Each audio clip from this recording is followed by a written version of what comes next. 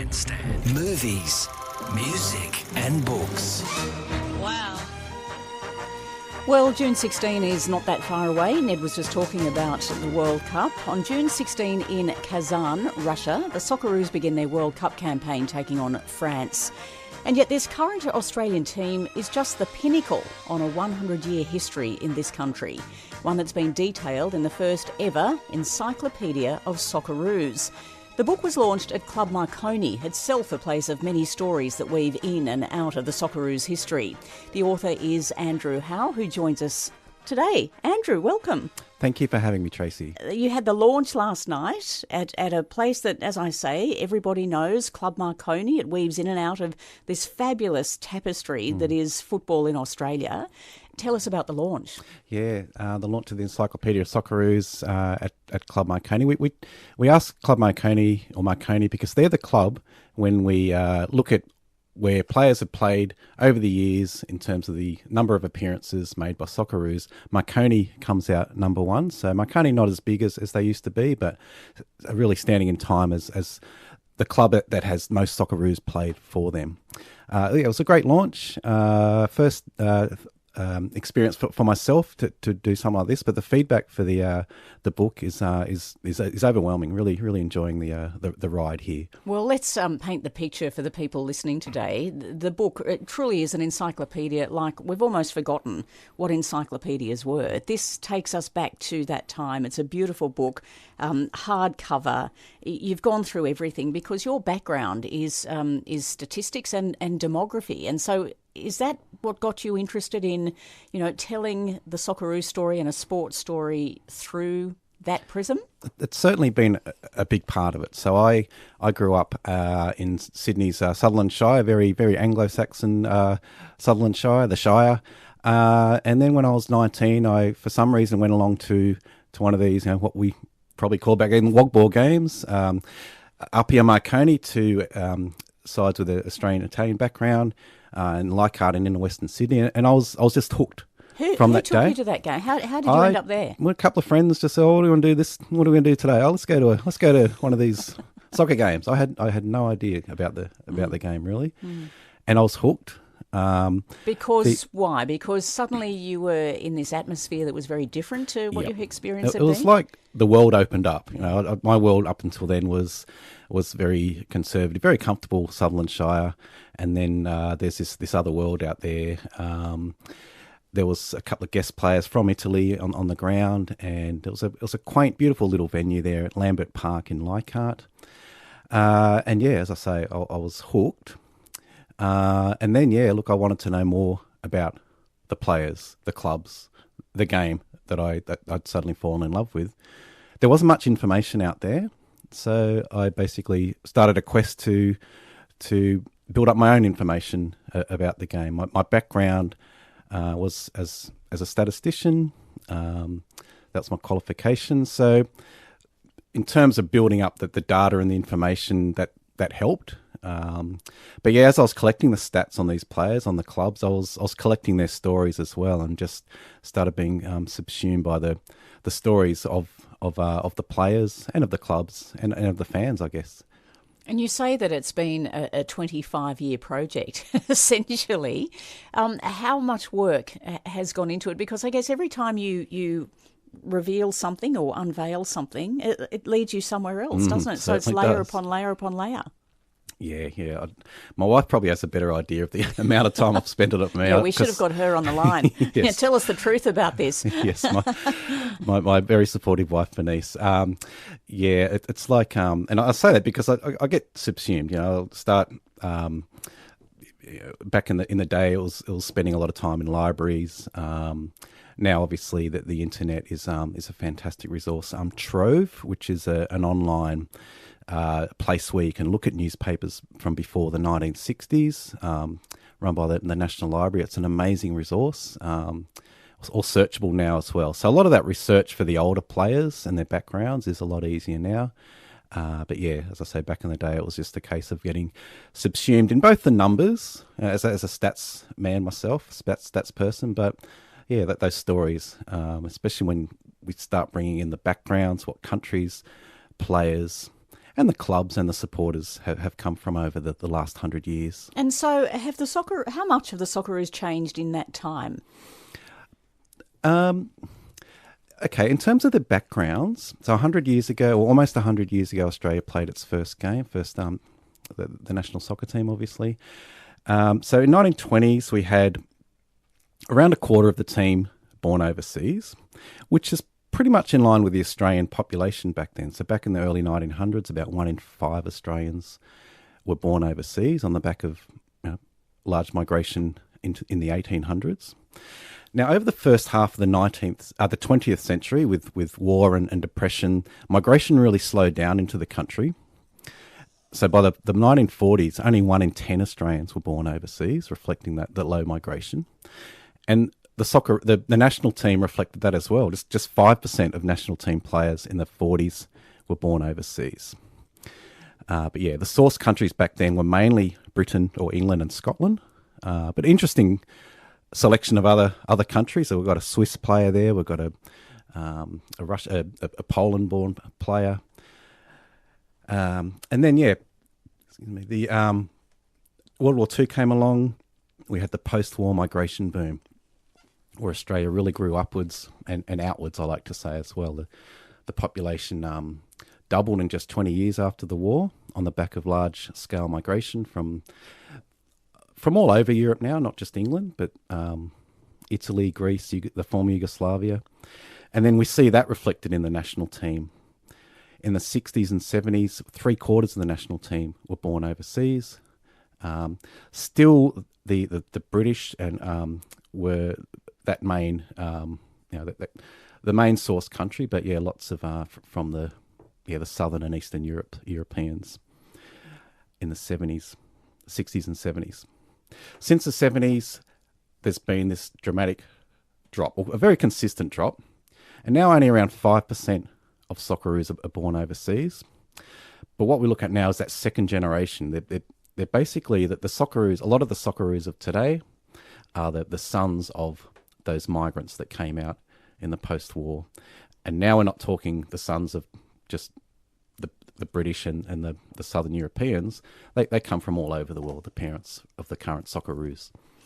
It's interesting, isn't it? Because that also explains the depth in the game now, which makes us more competitive on an international scale, and we've got more to choose from, not just recent arrivals, but we've got this other layer coming. I don't know if you've done any initial work or given any thought to how that might compare to the women's game and the Matildas, and whether there is a correlation there or not.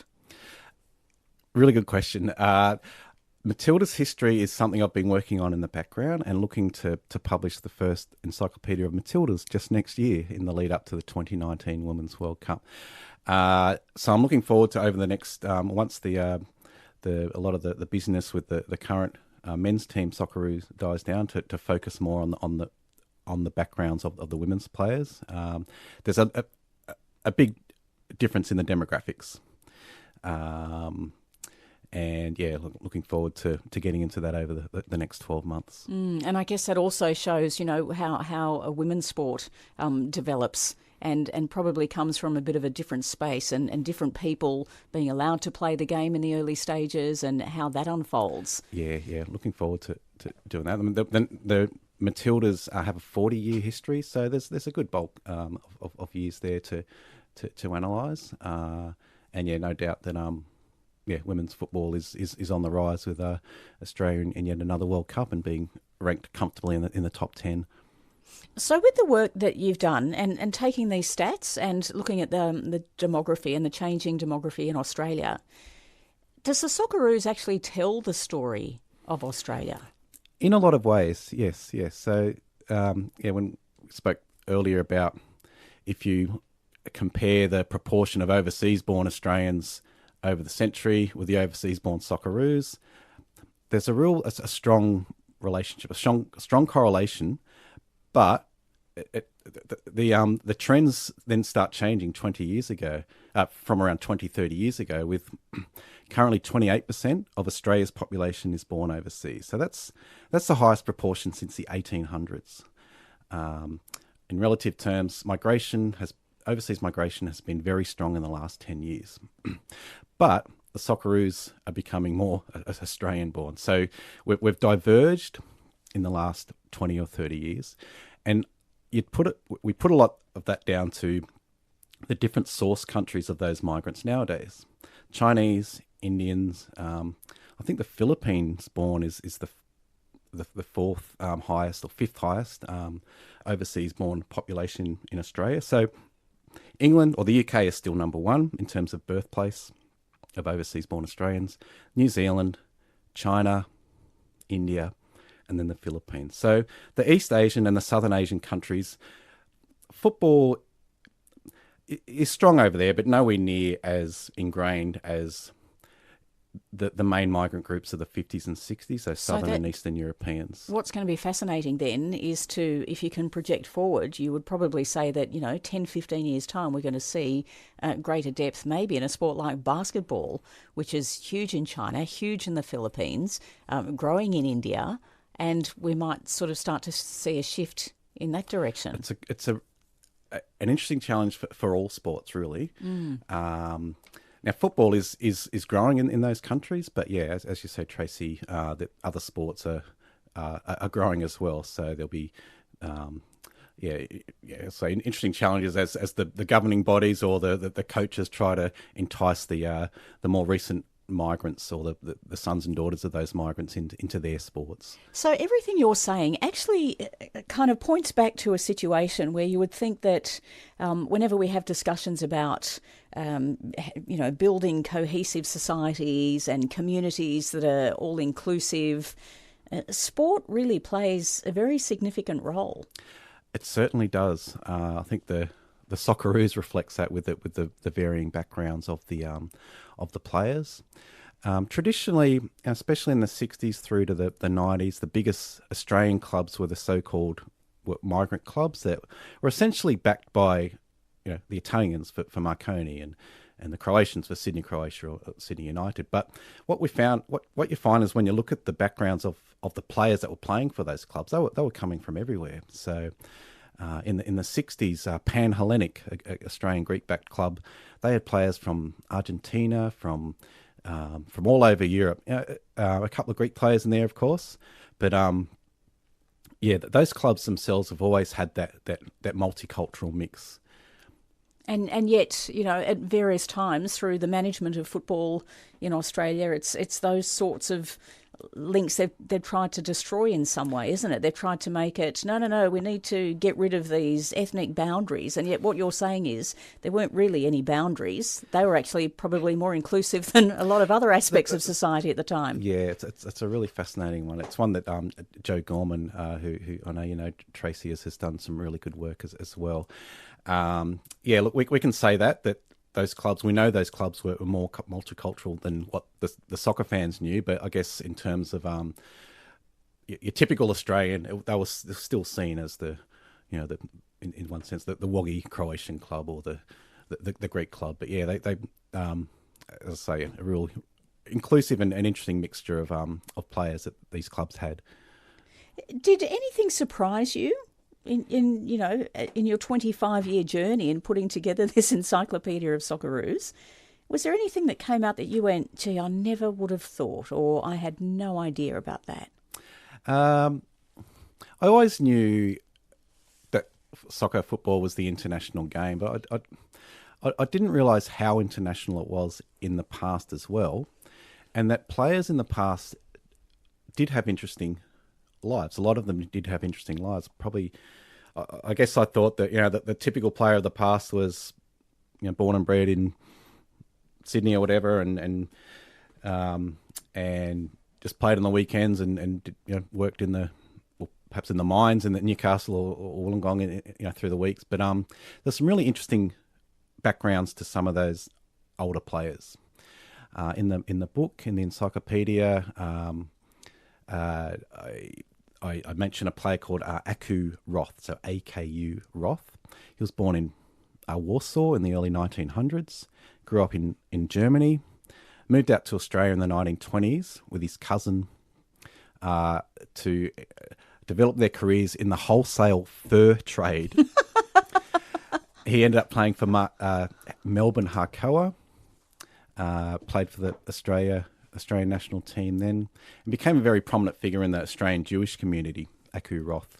And then in the 1920s, 30s and 40s, the biggest Melbourne Jewish club, Melbourne Harcoa, and the biggest Sydney Jewish club, Sydney Harcoa, which still exists in a similar format, they'd play off annually, and that trophy was called the Aku Roth Trophy to acknowledge what Aku had done for the Australian Jewish community back in the 30s. So I think a lot of us think those the big ethnic clubs and those clubs which acted as a bit of a haven, a bit of a supportive environment for those post World War II migrants, they were around before the Second World War. Mm. And how did his fur business go? Yes, you'll have to read the edition 2 of the Encyclopedia of Socceroos. Oh, you're going to go into more detail of their life off the pitch. Well, it's going to be a very, very thick journal.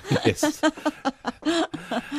And so you mentioned that you're probably going to look at, or you've already started looking at, a partner encyclopedia for the Matildas.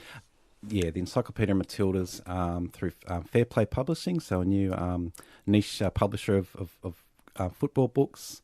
We are publishing the Encyclopedia of Matildas in the lead up to the 2019 Women's World Cup in France. Well, let's give some a shout out and some kudos here to Benita Merciades, because she started this publishing company, and as you say, focusing specifically on football books, which is fantastic. There's a big market for that. Yeah. Benita's put an amazing amount of effort into this. This is her first real venture in the publishing space, and the support she's given for this Encyclopedia of Soccer is something that she's been wanting to do for a while. And she asked about 18 months ago if I want to come on board and put this together. Benita's done she's got a long history in the game in various different ways, and the publishing company, Fair Play, I'm sure will be successful as a lot of what she's done in the past. The irony is she only just published her own book, but yes. She didn't have her publishing company up running at the same time. So that's been published by somebody else. I imagine there'll probably be another book from her in the future as well. She loves it. When you looked at this, and I wonder now, is it still football, soccer that occupies most of your sporting brain when you're not at work? Or is it other sports as well? Because wouldn't it be fascinating to look at a lot of those Australian teams, the teams that we say represent us? Mm-hmm. And of course, when people talk about that sort of thing, they're often referring to the cricket team. And yet the cricket team probably looks least like the Australian population than most other teams. It'd be really, really interesting. Rugby league team, obviously the influence of the Southern Pacific countries now, South Pacific countries. Well, Todd Greenberg, the head of the NRL, was speaking to one of the classes I do at UTS and was telling the students just this week that it's now 53% if you take in Islander and Indigenous Torres Strait Island populations. Mm-hmm. 53% of the game now comes from that background, which is really astounding. Yep. What looking at the backgrounds, I haven't looked too much into those backgrounds. Although I've just noted that 53%. That'll go into my other sports. Well, you better check that with Todd. I hope I haven't misquoted him, but it was yeah. What the rugby league and the highest profile, the top level AFL clubs have on top of soccer, if you want to compare, is a bigger representation of Indigenous players. So overall, I don't have the Indigenous background of every Socceroo in my database, but I'm estimating around 1% of Socceroos have Indigenous background. That's Australia has around 3% of its population of Indigenous background. So certainly some different demographics across the sports in terms of those source countries, but even within Australia, the regions, so the non-populated centres, the country areas, tend to be not as strong. When you look at the backgrounds of the soccer players, the the top level soccer players, whereas again the rugby league and AFL in particular, very strong presence from the country areas of Australia. It would be fascinating to actually have those numbers. So I can see a whole collection of your books, Andrew. You know, Yes. basketball and cricket and rugby union and Yes, don't tell the wife. I can see her storming out the door now. She's turned the radio off. She's not interested, doesn't want to hear this next bit. The other thing is that how can people use this? Like when you put it together, it was obviously a work of love, but did you imagine how different people could use the work that you've done? Because I imagine it would also be very important for governing bodies. If they're looking at where the strength comes from and where the trends are taking us, and they're looking at areas where they can grow the game, surely you'd be going to those sorts of areas where this, strong passion and lifeline is continuing. Yeah. So in the appendix of the book, there's a bit of an analysis of where players have come from and where they've gone over the years. Just trying to think where else I go here. It's we spoke before about how like Australia today reflects how Australians have moved into the country and aged over the past 100 years.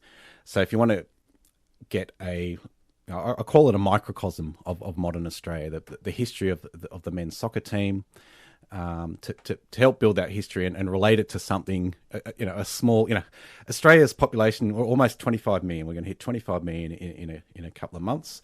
To get a representation of that population, I think the men's soccer team is a good reflection of that.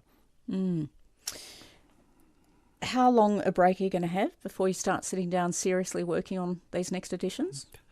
You've got to go on a bit of an Australian tour, don't you, to promote the book? We're launching the Encyclopedia of Socceroos over the coming couple of weeks. There's 6 launch events happening in the major cities. Fairplaypublishing.com.au is the way to find out about those launches. Next couple of launches: Newcastle on Monday, Melbourne at the South Melbourne Soccer Club on Tuesday, and then we go to Ipswich. So we're not in Brisbane itself, but Ipswich just outside of Brisbane on Thursday. Ipswich has an amazing history when it comes to national team players. It's a region that has only 1% of the country's population, but it has 5% of national team players, mainly from the first half. Is that right? Mainly from the first half of the 1900s. So, like every other sport we talk about, it's Wagga. Yeah, yep. So with soccer, it's Ipswich, and why is that? It was a coal mining area in the 1800s. So, in terms of areas overrepresented in terms of population, Ipswich, Newcastle, the Hunter, and Illawarra are very overrepresented, as I say. So Ipswich also that combination of some very strong clubs in the early 1900s, and that the strength of those clubs just lured more players to those clubs. So it's a really interesting area. So I'm looking forward to the launch in Ipswich on Thursday. I remember it would have been 20 years ago, I think, reading a book called The Winter Game, talking about AFL and how it developed, and a lot of the development of that game followed the establishment of the rail line. Yes. From Melbourne and Victoria across the country, and that's how it kind of expanded. So yes. That was linked to the railways. Soccer linked to the mines. Yeah, definitely. Newcastle is a big hub as well. There's an amazing rich history up there that in Newcastle that they're very proud of as well. But yeah, the first cap number 1. So every Australian player is capped. That's something I was responsible for in my role as a statistician for the FFA. 15 years ago, we developed the cap system. Cap number 1 is Alec Gibb. He was from Ipswich. Born in Ireland to Scottish parents, moved to Australia in 1911, and has got cap number 1. So his cap, Alec Gibb's cap, and his blazer will be there at the Ipswich launch on Thursday. So that'll be really special. Lovely to see. Yeah. How many caps are there? 596. Danny Vukovic was the latest capped Socceroo. Made his debut against Norway earlier this year on his 33rd birthday. So he's the oldest debutante as well, Danny Vukovic. Andrew, it's been really fascinating. We could talk for days, I think, about all of the different stories inside the book. How do we get it? Fairplaypublishing.com.au. Amazon will be available very soon on Amazon, the Encyclopedia of Socceroos. Just do your web search there. And good bookstores will also have the Encyclopedia of Socceroos. All right, and please give our very best to your wife. Bernice, yes, I will do that. He's going to have to sit through, I think, many more years of you doing similar projects, but all worthwhile in the end. Yeah, couldn't have done it without my wife, Bernice. So no, thanks for the interest, Tracey. Oh, no problem. Absolutely. Thank you so much for coming in. That is Andrew Howe, the author of Encyclopedia of Socceroos. And you should get yourself a copy because it does look absolutely fabulous if that's your interest. And a reminder, of course, that June 16 is day one for the Socceroos at the World Cup in Russia.